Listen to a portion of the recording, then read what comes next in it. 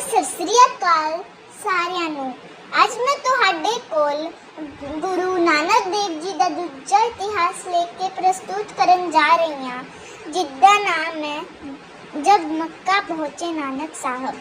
कहते हैं कि एक बार सिखों के प्रथम गुरु श्री नानक देव जी यात्रा करते हुए मक्का मदीन पहुँच गए। जब वह मक्का पहुँचे तो शाम हो चुकी थी और उनके सभी सहयात्री काफी थकान का अनुभव कर रहे थे।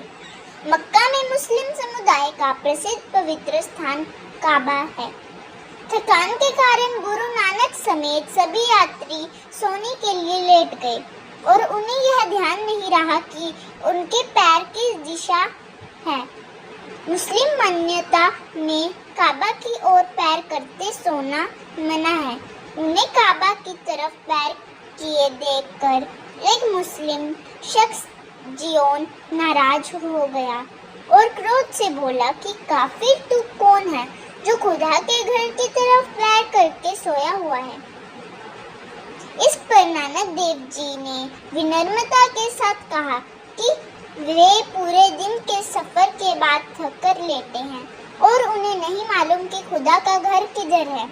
उन्होंने जियोन से कहा कि आप हमारे पैर पकड़कर उधर कर दें जिस तरफ खुदा का घर नहीं है।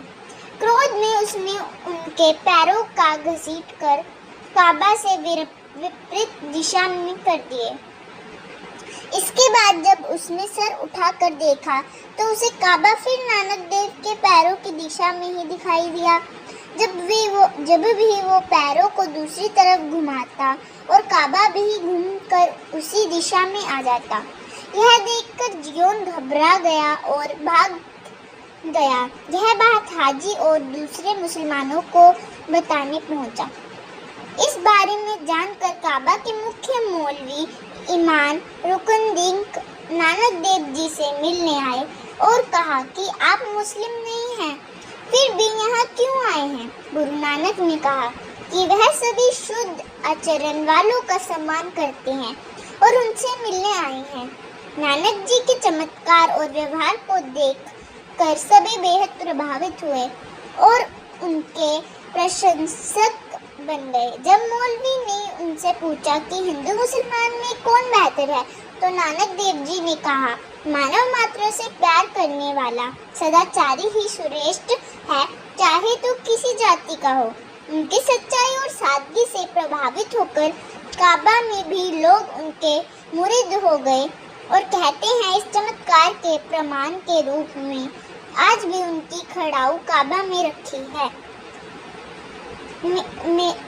जैसे कि इस कविता और इस चमत्कार के अनुसार बाबा जी ने इतनी अच्छी बात समझाई कि हिंदू मुसलमान एक हैं, इसलिए हमें हिंदू मुसलमान की झगड़ा ना करनी चाहिए और गर्व से कहना चाहिए हम सब हिंदुस्तानी हैं।